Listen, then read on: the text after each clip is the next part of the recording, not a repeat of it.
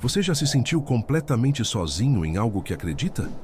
Sabe aquela sensação de olhar ao redor e não ver ninguém que entenda sua fé, seus sonhos, suas convicções mais profundas? Quando você tenta explicar o que sente e as pessoas te olham como se você tivesse enlouquecido, quando chamam você de louco, de sonhador, de iludido, é uma solidão estranha, porque você não está sozinho por falta de gente ao redor. Você está sozinho porque ninguém enxerga o que você vê. Ninguém sente o que você sente. E pior, ninguém acredita que o que você sente é real. Agora imagina ter que deixar tudo para trás por causa disso. Sua família que te julga, sua cidade que te conhece, todas as suas certezas, todas as estruturas que te sustentavam. Partir sem mapa, sem GPS, sem garantia nenhuma de que você não está cometendo o maior erro da sua vida. Apenas com uma voz que sussurra dentro de você. Uma voz que só você escuta. E todo mundo ao redor dizendo que você está delirando. Essa é a dor do pioneiro, do primeiro, do diferente. A solidão brutal de quem enxerga algo que ainda não existe, mas que você sente no peito como se já fosse real. É o vazio de não ter ninguém para validar o que você está vivendo. Ninguém para dizer, eu entendo você. Foi exatamente isso que um homem sentiu há quase 4.000 anos. Abraão não tinha templos para consultar, não tinha escrituras sagradas para ler, não tinha provas físicas de que aquilo que ele sentia era verdadeiro. Não tinha comunidade de fé para te dizer que você está no caminho certo. Era só ele, o silêncio do deserto e uma certeza que ninguém mais compartilhava. Mas ele fez algo revolucionário. Algo que mudou a forma como a humanidade se relaciona com o invisível até hoje. Ele transformou o invisível em compromisso. Ele não apenas acreditou, ele prometeu de volta. Pensa na loucura disso. Enquanto impérios inteiros erguiam zigurates de 90 metros de altura para impressionar deuses de pedra e bronze, deuses que tinham rosto, corpo, nome, um nômade sem terra, construía altares simples de pedras brutas para conversar com o vazio, com algo que não tinha forma, com algo que ninguém nunca tinha visto. E foi esse gesto absurdo, esse ato de fé radical que mudou a história da humanidade para sempre. Hoje você vai descobrir como nasceu a primeira religião baseada não em medo, mas em aliança.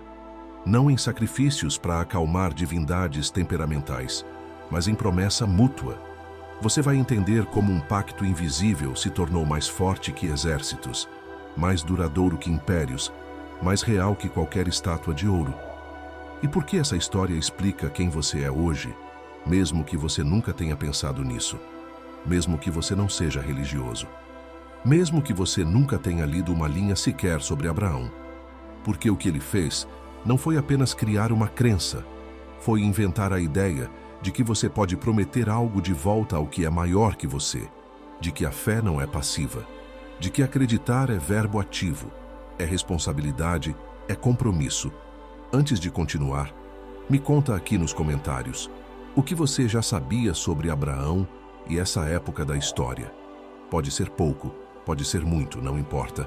Quero saber de onde você está partindo. Porque saber que estamos redescobrindo juntos essas raízes antigas que conectam bilhões de pessoas até hoje, faz tudo valer a pena.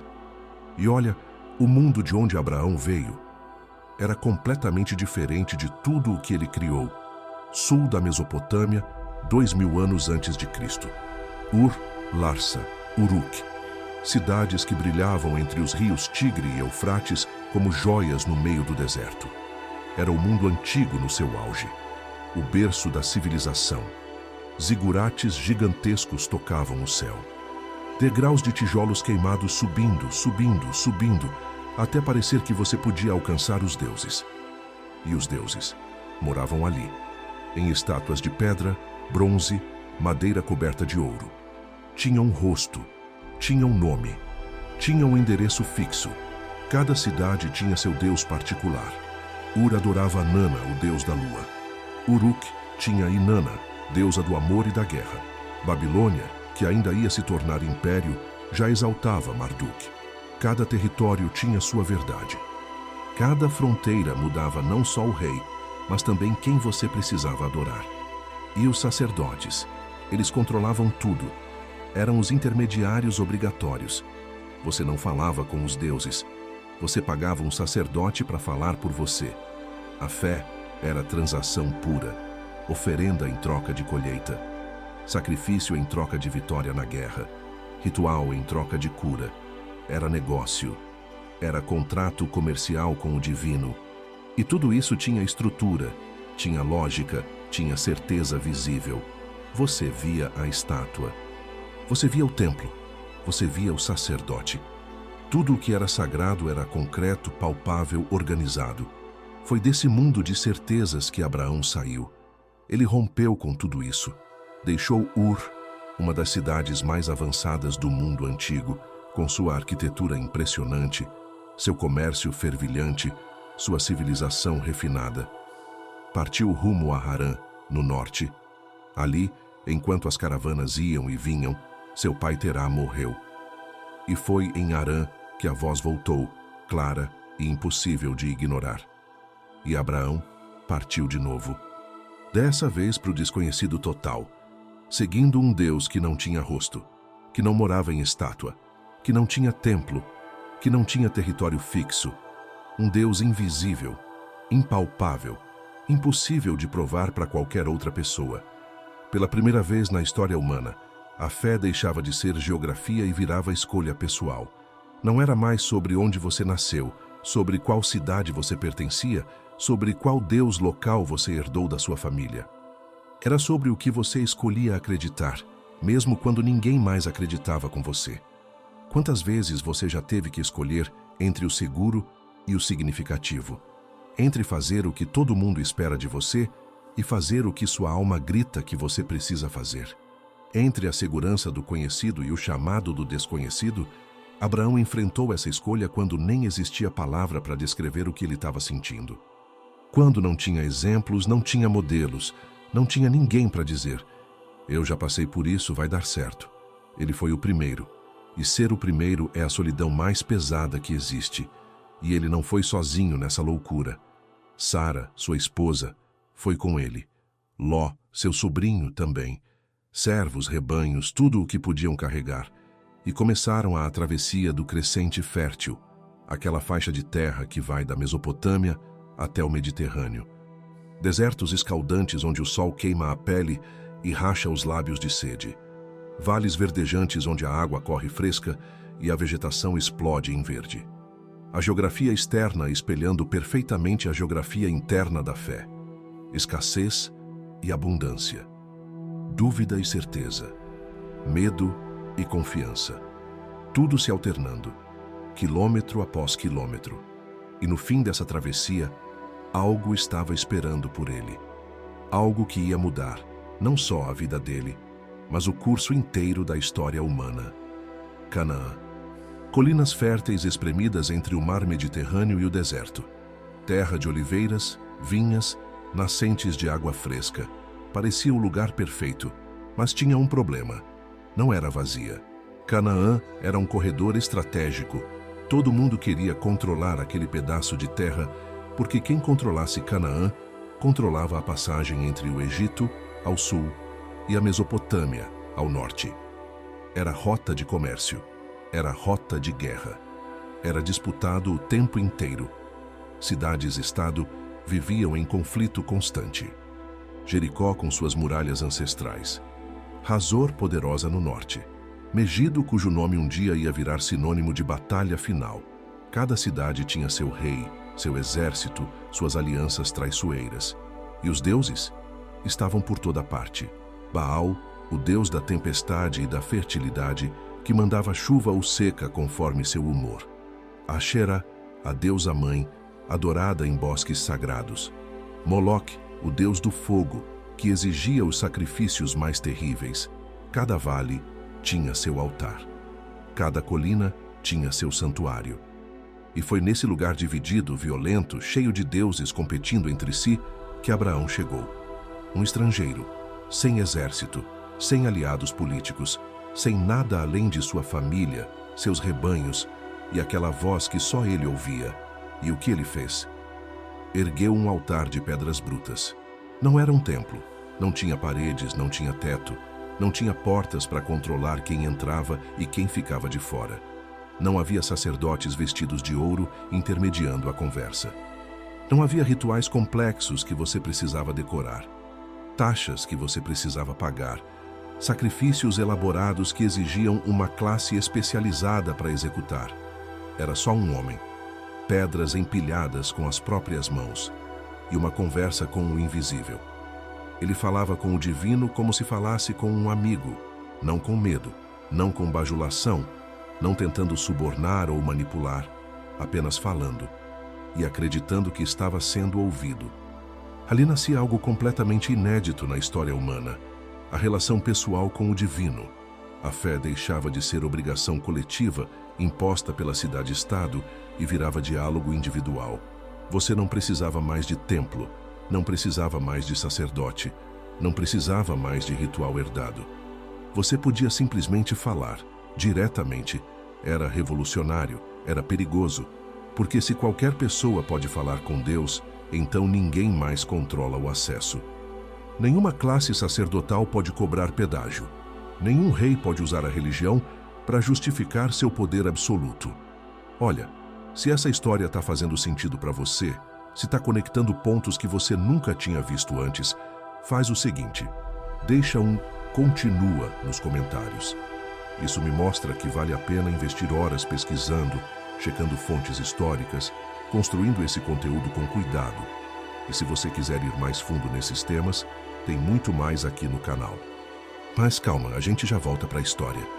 Porque ali, naquele altar de pedras brutas, nascia o que depois seria chamado de monoteísmo. Mas não como filosofia abstrata debatida por pensadores em academias. Era a experiência concreta, vivida, sentida. O homem fala, o invisível responde.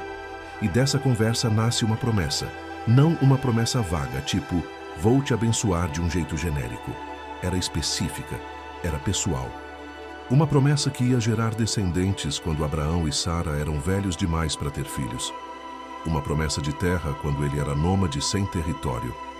Uma promessa de propósito quando tudo ao redor era caos e guerra. Mas acima de tudo, era uma promessa de identidade. Abraão não era mais só um migrante fugindo do colapso de Ur. Não era mais só um nômade sem pátria. Ele agora tinha algo que nenhum império poderia dar. Uma identidade construída não em território, mas em promessa. Não em templo, mas em confiança. Não em estátua, mas em palavra. E essa promessa, ela ia exigir algo dele que nenhum ritual jamais exigiu. A tradição conta que Deus fez uma aliança com Abraão. Mas não era como as alianças que a gente conhece. Não foi selada com ouro. Não foi selada com sangue de animais sacrificados num altar. Foi selada com algo muito mais radical, muito mais pessoal. Foi selada com um sinal no próprio corpo, a circuncisão, a remoção do prepúcio. Um corte na carne que transforma o corpo em testemunho vivo da promessa. O corpo virando pergaminho, onde se escreve compromisso. Não com tinta, com dor, com sangue, com marca permanente. Pensa no que isso significa. Você não pode esquecer uma promessa gravada na sua própria carne. Você não pode fingir que não existe. Toda vez que você vê, toda vez que sente, você lembra. Eu fiz um pacto. Eu prometi algo de volta. Agora, a circuncisão não era invenção de Abraão. Outros povos já praticavam. Os egípcios faziam.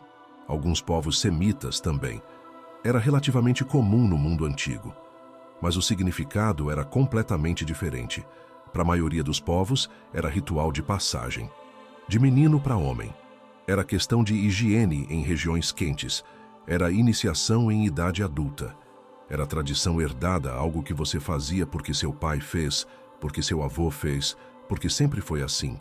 Mas entre os hebreus, entre os descendentes de Abraão, ganhou uma dimensão totalmente nova. Não era purificação. Era assinatura de contrato. Não era tradição cega herdada dos antepassados. Era escolha renovada a cada geração. Cada pai que circuncidava seu filho estava dizendo: eu escolho isso de novo. Eu reafirmo essa aliança. Eu não estou fazendo porque meu pai fez. Eu estou fazendo porque eu acredito. Porque eu também prometo. O corpo lembra o que a mente pode esquecer. A memória falha. As emoções mudam. Os anos passam e você esquece por que começou algo. Mas a marca na carne, essa não esquece. Ela está ali, permanente, te lembrando quem você prometeu ser. E aqui está o ponto que muda tudo. Pela primeira vez na história humana, fé passa a exigir reciprocidade. Não basta o Deus prometer. O homem também tem que prometer de volta. Não é mais aquela relação onde o divino manda e o humano obedece com medo. É parceria, é compromisso mútuo, é aliança de verdade, onde os dois lados têm responsabilidade. Fé sozinha é vapor. É sentimento que evapora quando o sol esquenta. Compromisso é o que dá forma. É o que transforma a intenção em ação, crença em conduta, sentimento em responsabilidade. Abraão inventou algo radical, algo que a gente ainda está tentando entender hoje: a responsabilidade espiritual. Você não apenas crê, você responde pelo que crê. Você não apenas sente, você age de acordo com o que sente. Você não apenas promete, você se torna a promessa viva. Essa é a origem da ética ligada à fé. Não é mais sobre fazer rituais para acalmar deuses temperamentais. Não é mais sobre sacrificar animais para conseguir favores. Não é mais sobre medo de punição divina. É sobre coerência. É sobre você ser por fora o que você diz ser por dentro. É sobre sua vida refletir o que sua boca proclama. É sobre a fé ter consequências reais, concretas, no jeito como você trata as pessoas, como você toma decisões, como você constrói sua vida. Antes de Abraão, religião era sobre controlar os deuses através de rituais corretos. Depois de Abraão, fé passou a ser sobre você se transformar através do compromisso assumido. E foi exatamente esse compromisso radical que fez de Abraão algo muito maior do que apenas um viajante. Abraão deixou de ser apenas um viajante. Ele se tornou patriarca.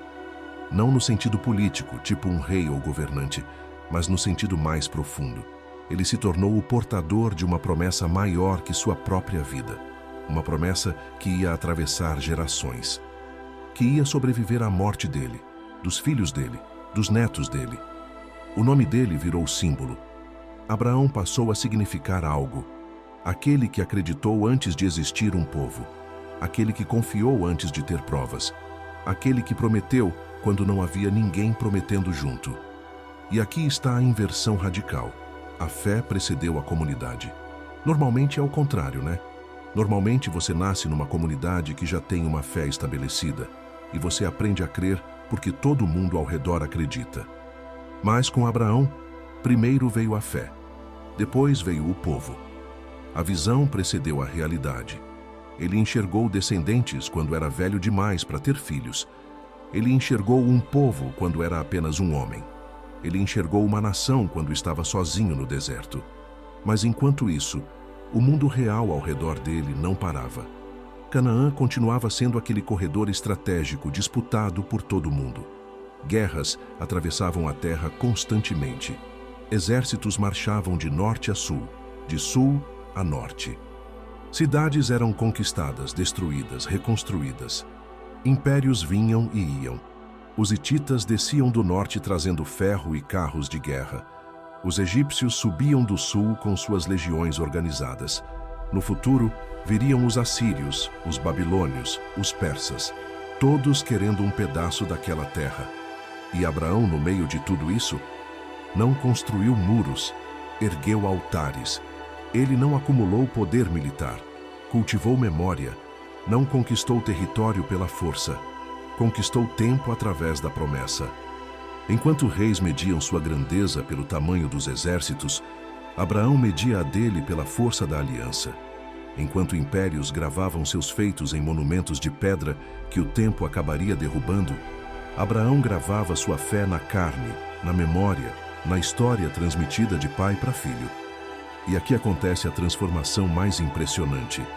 Foi nesse momento que o nômade criou algo mais duradouro que qualquer cidade-estado, mais forte que qualquer império, mais resistente que qualquer muralha. Uma ideia. A ideia de um Deus único, invisível. que não mora em templos específicos, que não pertence a um território, que não favorece uma cidade contra outra. Um Deus comprometido com a justiça, não com poder arbitrário. Um Deus que faz alianças, não que exige subserviência cega.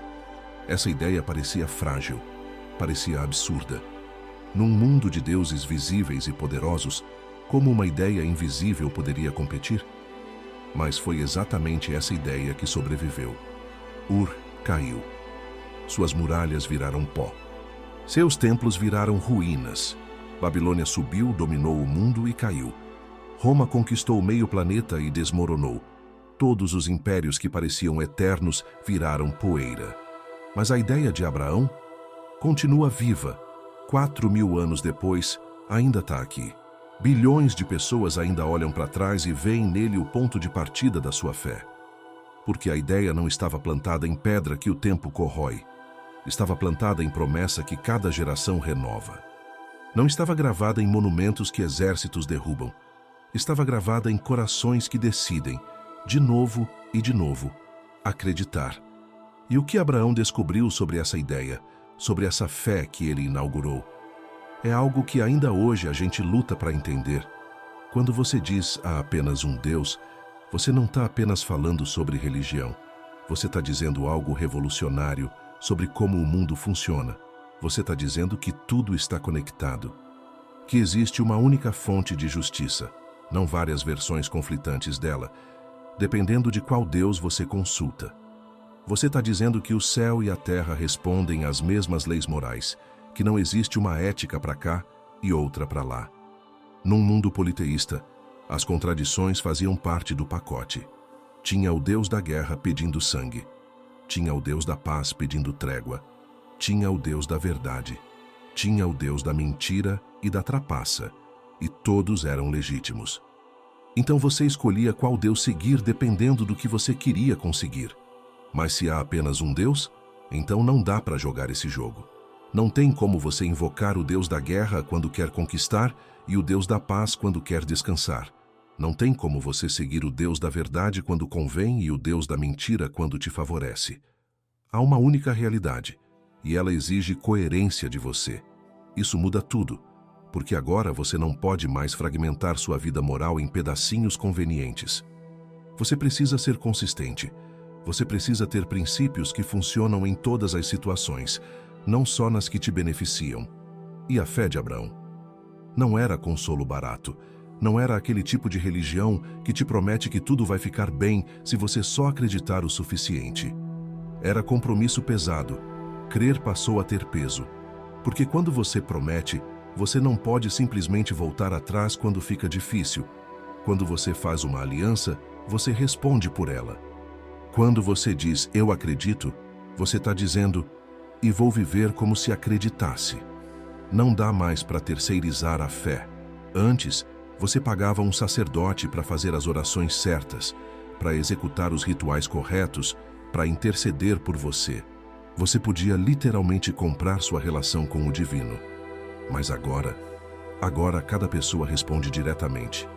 Cada escolha importa. Não porque tem um Deus vigiando para te punir, mas porque você prometeu. Porque você assumiu um compromisso. Porque sua palavra vale alguma coisa. E nasce aqui, nesse momento ancestral no deserto, a raiz do que séculos depois seria chamado de livre-arbítrio ético. A ideia de que você não é só uma peça num jogo divino. Você é parceiro. Você tem agência. Você pode escolher, e suas escolhas têm consequências reais. Abraão não descobriu Deus no sentido de encontrar algo que estava escondido. Abraão descobriu que acreditar é verbo ativo. Não é estado passivo de concordância mental. É construção ativa de uma vida. Fé é o invisível se tornando lei viva. É você pegar aquilo que não se vê, que não se toca, que não se prova e transformar em conduta concreta, em decisões reais, em jeito de viver. Promessa é o humano dizendo ao Eterno, eu também sou responsável. Não é só você que promete. Eu prometo de volta. Não é só você que se compromete. Eu me comprometo também. Não é relação de senhor e escravo. É aliança de parceiros. Abraão construiu uma ponte entre o que é e o que pode ser. entre o mundo visível das cidades, exércitos e impérios e o significado invisível que dá sentido a tudo isso, entre a carne e a promessa, entre o tempo e a eternidade. E essa ponte, ela ainda está de pé. 4.000 anos depois, bilhões de pessoas ainda atravessam ela todos os dias, mesmo sem saber que foi ele quem começou a construir. A câmera volta para o deserto, para o altar simples que Abraão ergueu com as próprias mãos. Pedras brutas empilhadas sem argamassa, sem arte, sem grandeza arquitetônica. Só pedras. E promessa. A voz que ele ouviu não estava no trovão rasgando o céu. Não estava no terremoto sacudindo a terra. Não estava no fogo consumindo sacrifícios. Estava no silêncio. Naquele silêncio pesado do deserto onde você escuta seus próprios pensamentos com uma clareza assustadora. E essa voz continua ecoando, não no vento que sopra entre as dunas, mas nas escolhas que a gente faz todos os dias. Nas decisões de confiar quando não tem garantia, de prometer quando seria mais fácil fugir, de acreditar quando seria mais seguro duvidar. Daquela promessa absurda no meio do nada, nasceram 3 religiões: judaísmo, cristianismo, islamismo. 4 bilhões de pessoas hoje. Mais da metade da humanidade rastreando suas raízes espirituais até aquele momento. 3 caminhos diferentes. Às vezes caminhos que entraram em conflito, que guerrearam entre si, que se estranharam. Mas todos começando no mesmo gesto de origem. Um homem sozinho no deserto que ousou prometer de volta ao invisível e transformou promessa em povo. Povo em livro. Livro em civilização. De Abraão vieram Isaque, Jacó, as 12 tribos de Israel. Vieram os profetas que moldaram reis e desafiaram impérios. Veio uma ética que diz que cada vida importa, que cada pessoa tem valor, que justiça não é opcional. Arqueólogos hoje caminham pelas ruínas de Ur. Escavam tábuas de argila com leis comerciais que ninguém mais obedece.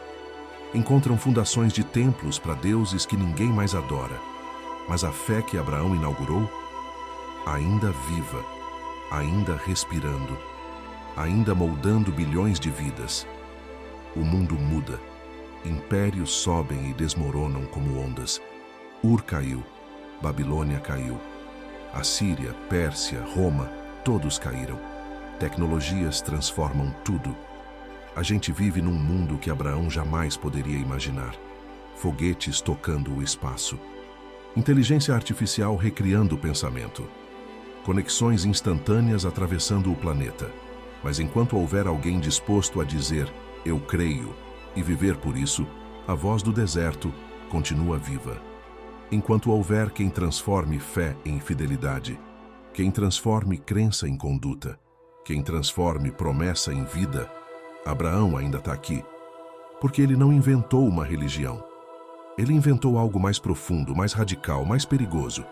A possibilidade de que o invisível pudesse exigir algo de nós. De que nós fôssemos responsáveis de volta. De que acreditar não fosse passivo, mas ativo. De que fé fosse compromisso, não conforto. Prometer é o jeito humano de tornar o invisível real. É você pegar aquilo que não tem forma e dar corpo através da sua vida. É você transformar vapor em estrutura. Intenção em ação. Crença em consequência. E talvez seja isso que a gente mais precisa entender hoje.